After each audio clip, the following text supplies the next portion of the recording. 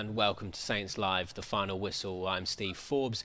Well, we knew it was going to be tough up at the Etihad as Southampton lose 4-0 on the road to Manchester City. Here to discuss all the afternoon's action with me, we have the return of Dean Hammond and Paul Belverstone. Paul, let's get your thoughts on the game. Your witch's curse didn't work, mate. You did send her up there, did you? Yeah, there was there was a sense of inevitability about it. We were trying to be positive before the game, but Manchester City are very, very good. They've not got many, if any, weaknesses. You know, every player is just so outstanding. I think fair play to the 2,000 Southampton fans who made the trip. That can't have been an easy, long trip for them. There was a bit of gallows humour in there, wasn't there, when they were celebrating a corner about sort of 15 minutes before the end. I thought what I was pleased to see was that it wasn't a sort of cowardly put 10 men on the edge of the penalty area and just see what we can do kind of performance. Saints did try and put their esteemed opponents under great pressure right from the start. There was pressure on the back four all the way up into the City penalty area, but right from the off, really, City showed their class. They put Gavin Baznu under great pressure. He had to pull off a couple of saves in just the first 2 or 3 minutes. So it didn't bode well in the week when Kevin De Bruyne was rested. Erling Haaland was taken off after 45 minutes. They are extremely good. They'll batter many other teams by more than 4 goals this season. And this sort of game is not one to judge the Southampton season on.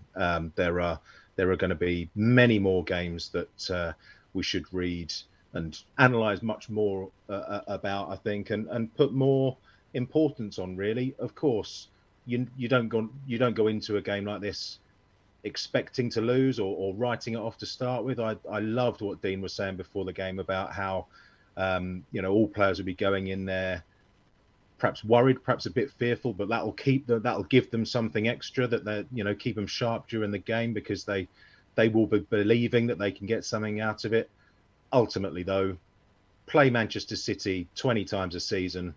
You're only going to really have perhaps one of those games where you're going to be lucky enough to get something out of it, I think.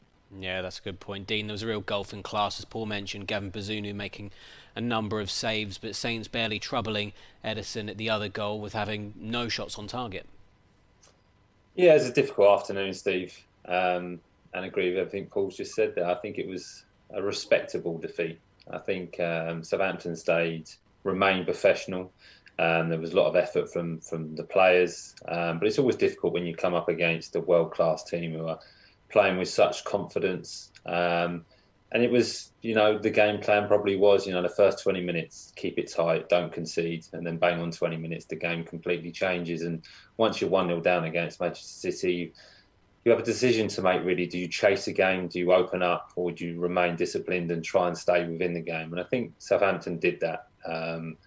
But yeah, in hindsight, it's a wonderful thing. You come off the field, you'll be disappointed in terms of the result, and thinking, well, could we done a little bit more? What if we'd opened up and attacked Man City? Could we have got some goals? But I don't think so. I think they went in with the right game plan today. You're just beaten by the better team, and sometimes you just have to accept that. And that's what happened today. But credit to the players. I thought they put a good shift in. And remain together. I mentioned that before the game, stick together today, remain together, keep that spirit within the group. And I think they did that today. And I think Bazunu was probably his best performance for Southampton. I thought he pulled off some very, very good saves, made some really good decisions in terms of coming off his line. I think Bella again did okay in terms of interceptions, blocks, had a difficult afternoon, but I thought he performed well again. So there's always some positives, but like Paul said, don't judge Southampton on this result, and it's a respectable defeat. Yeah, well said there, Dean. As we've touched on, João Cancelo opened the scoring for City around the 20-minute mark, followed up by Phil Foden. So City going in 2-0 up at half-time. Paul, was there anything that could have been done defensively there? I think the manager will always have a look and and pick out things that could have been done better. The first goal, they both came from Southampton losing the ball in the middle of the park, round about the centre circle, really, because I think the first one, Kyle Walker-Peters was in that area, dived in. He actually got a yellow card for the challenge, but City kept the ball. The referee played on, and with Walker-Peters sort of out of position and with Saints having lost the ball in that area, there was a big gap out on that City left wing, and Cancelo's a tremendous player, and he was really on it today. He found himself in a great spot, chopped back, which fooled James Ward-Prowse, who still then got back in a position where he nearly blocked it, and the ball actually went sort of through him and Bella Kotchap, I think it was, and none of that helped Bazunu trying to stop it behind. So, they're, again, very fine margins once again.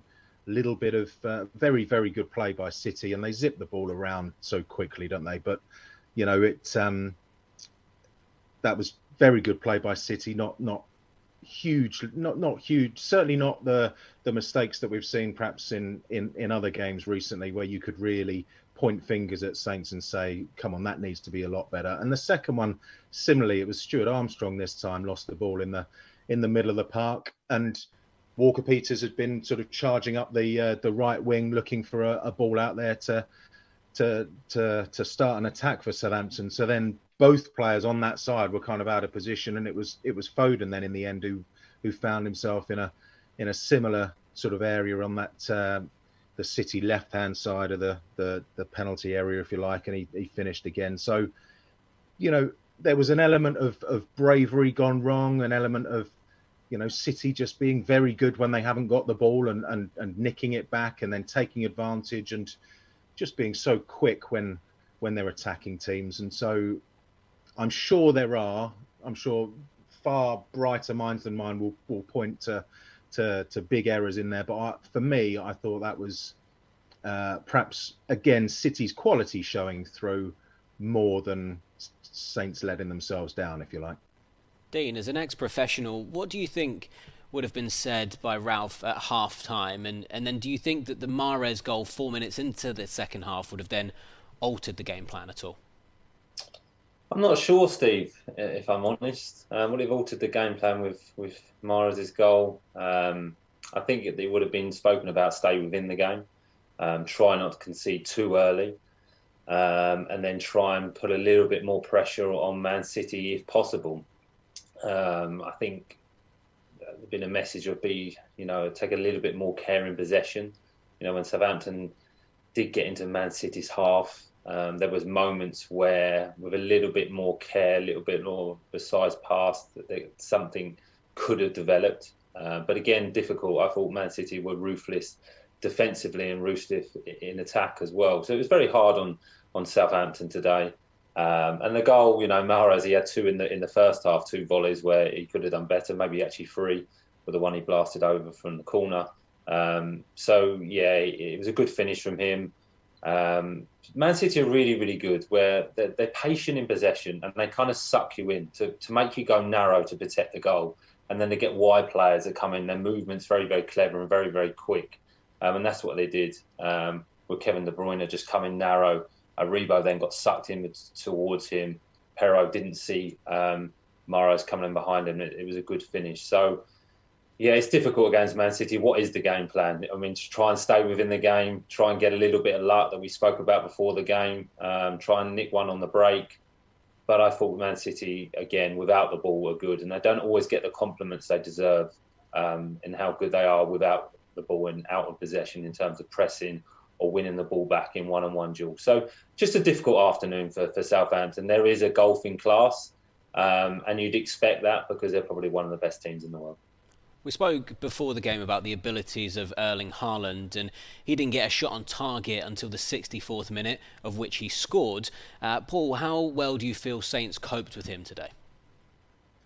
Didn't got a shot on target until then, but he did hit the inside of the post quite early in the first half, and on another day he could have had a hat-trick because he did cause problems. I thought the centre-backs generally did do very well. Salisu and Bella Kotchap reunited after being split up last week.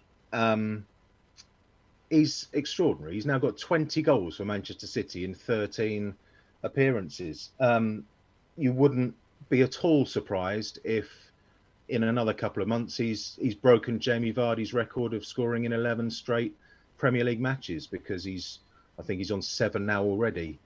The centre-backs did do well, and remember, they're both young men and they're up against an absolute beast, a giant, an incredible striker. He did have chances, and the other thing that he did was, I think with the Mahrez goal, for example, he occupied them both at times. That's one of the reasons that Mahrez was free, was because, Haaland is such a handful.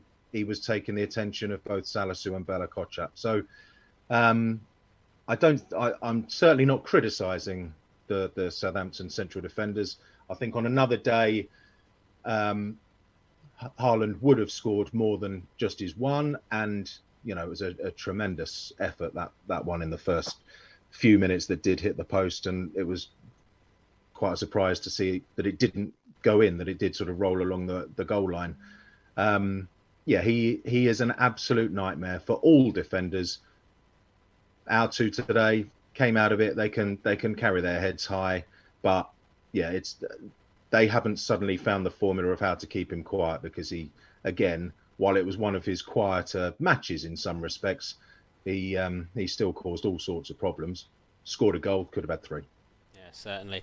The match did finish up 4-0 in the end, and as mentioned before, Southampton didn't manage to get a shot on target against City.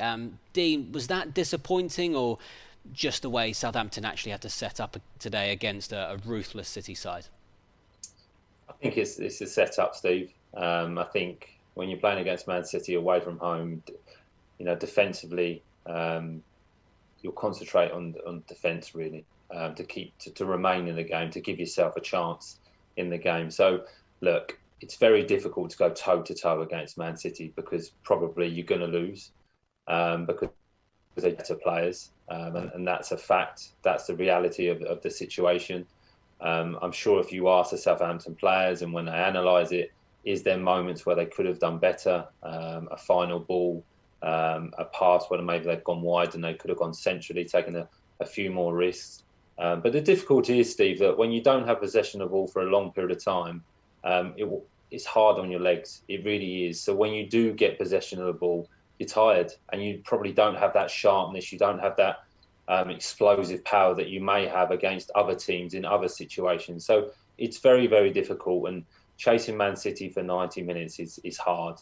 So I don't think you could be too critical of Southampton. They had a really good move in the first half, which ended up with Stuart Armstrong having a half volley that went over the bar. And that was a good move. And I think they would have looked at it, can we get a little bit more of that? And that's what I mean, just having a little bit more care in possession. But those Southampton players have put a good shift in today, and they would have been physically and mentally tired. So I'm not sure you can ask too much more. Just a difficult game and an afternoon that you just have to accept, and then try to improve as a player. So next time you play, can we do a little bit better? Can we get a little bit closer to Man City? Could be causing them a few more problems. All right, well, moving on, there are now 6 games left between now and the break for the Winter World Cup in Qatar. They're West Ham at home next, then Bournemouth away, Arsenal at home, Crystal Palace away, Newcastle at home, and Liverpool away. Paul, how do you assess those games, and what kind of points tally should we be looking at after them? It's one of those where you can, particularly after a defeat, you can be quite morose and pessimistic, and you can always make a case for having a very difficult afternoon and losing every single game in the Premier League, because there's quality everywhere, and every team gives you a difficult run. But those 6 games, West Ham next, they're in a similar boat to Southampton at the moment, but they've also got distraction. They've also got the issue of playing in Europe. They've their first Conference League game this season, they lost immediately after that against Brighton. They did beat, I think it was Villa, after a trip to Denmark, but then again they went back to Denmark in the group stage and lost to Everton straight after that. So it'll be interesting to see how they get on tomorrow when they face Fulham, having played Anderlecht in midweek, and the game at St Mary's next weekend again comes 3 days after a European game. So that can have an impact. But even if they weren't in Europe, Southampton should be looking to beat the likes of West Ham, I think. Bournemouth, they won today, local derby-ish, if you like. They're not a team to be scared of. Of course, they've got players who can cause problems. Arsenal always lose at St Mary's. That's a guaranteed 3 points. No problems there at all. Crystal Palace, I'm getting more and more optimistic as we go through this list. Crystal Palace, Zaha against Prowsey. Again, only ever one winner. And then Newcastle and Liverpool. Look, by then, their big players are starting to worry about the World Cup. They don't want to take any risks. They don't want to get injured. They don't want to miss that big event in Qatar. So, yeah, there we go. Nailed on. 18 points. Top 6 going into the winter. Oh, well, a very positive outlook there from Paul Dean. Do you share that? I mean, there are a couple of big teams at the end, and some of those teams as well, like Newcastle, a big win today. Arsenal, 9 wins out of their 10 games this season. It's going to be tough, no matter what Paul says. Oh no, Paul summarised it perfectly, and I'll go along with him. We'll take the 18 points.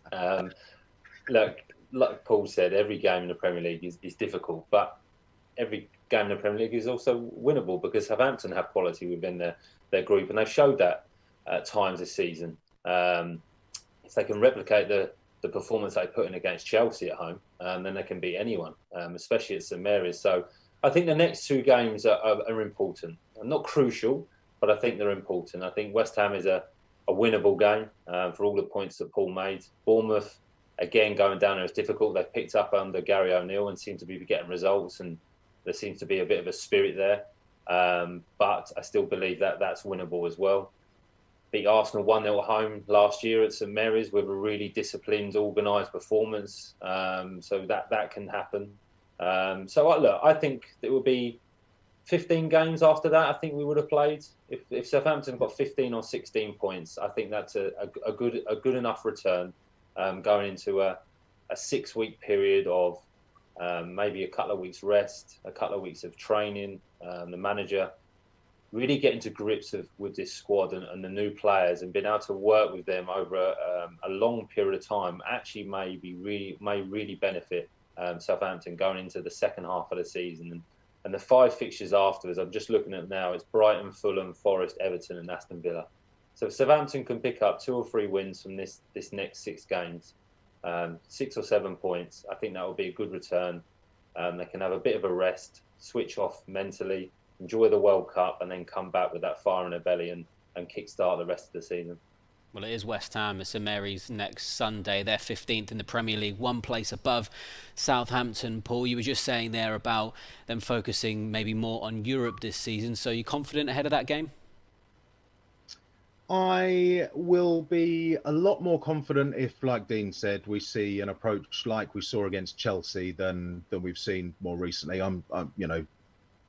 Let's forget today against City, because that is just, you're not going to come up against the quality of opposition that we've seen today very often at all. But I think I was more disappointed after the Villa game than I am today, to be honest, because that just seemed flat and very, very disappointing. Whereas today, you knew Southampton were just up against extraordinary quality.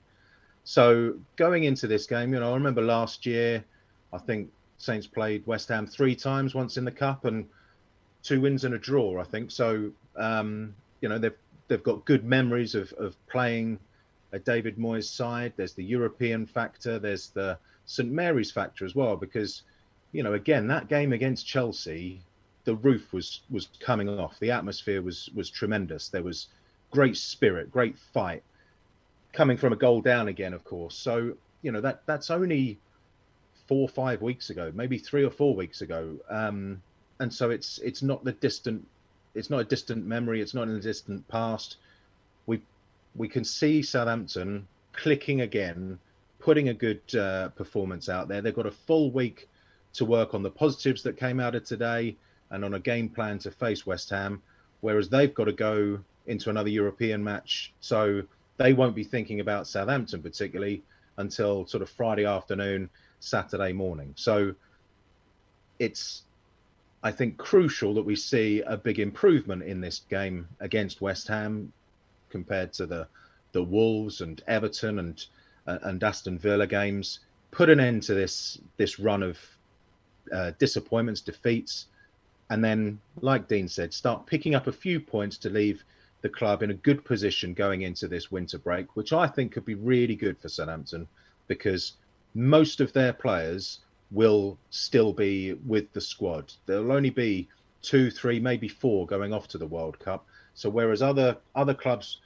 the managers won't have anyone to work with, some clubs will have, half a dozen or half a squad. Ralph can really get to grips with this team.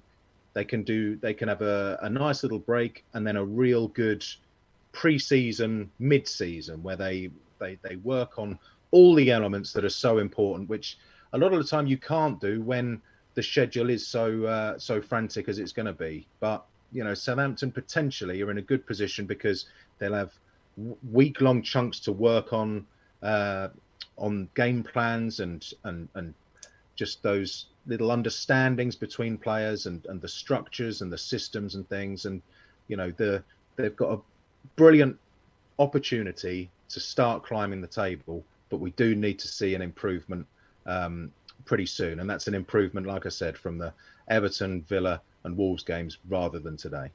Yeah, I mean, West Ham aren't really pulling up trees in the Premier League at this moment in the season, but they have made it 3 wins from 3 in Europe. Dean, what are your thoughts ahead of that game here at St Mary's? Optimistic, Steve. I think if Paul's mentioned it there, I think Chelsea is the standard for the season, for this group, for these players. They proved that they can beat one of the best teams in the league, and not just win the game, dominate Chelsea with an excellent performance where there was lots of energy, lots of desire, lots of commitment. So if Southampton can play with that, there seems to be a little bit of hesitation at the moment in terms of their attacking play. They're almost second-guessing each other, and that comes from probably a lack of familiarity within the group. The team's changed quite a lot. So I think if they play with that energy, that desire, and take the game to West Ham, Southampton can beat anyone, especially at St Mary's. The atmosphere is always good there. If the crowd see the players putting their effort in, pressing West Ham, winning second balls, doing the basics really, really well, and then the attacking play will come, the confidence will come. So I look forward to that game because European competition, you can take your eye off the Premier League, and like Paul said, West Ham won't be preparing for the Southampton game yet. It will be later in the week. So there's an opportunity here. And suddenly you get 3 points against West Ham. You go into that Bournemouth game with lots more confidence and looking forward to a local derby. So, yeah, important game. But, yeah, just setting the standard of Chelsea. With that desire and that energy, that Southampton can beat anyone. Good stuff. Well, Dean, Paul, thank you so much for joining me again this afternoon. I look forward to speaking to you both very soon. Well, it wasn't to be at the Etihad this afternoon as Southampton succumb to a 4-0 defeat against the quite frankly rampant Manchester City side. Next up, it is West Ham at St Mary's on Sunday the 16th of October. It's a 2 p.m. kickoff for that one, so we'll have another Saints Live for you from 12:45. Enjoy the week and we'll see you then.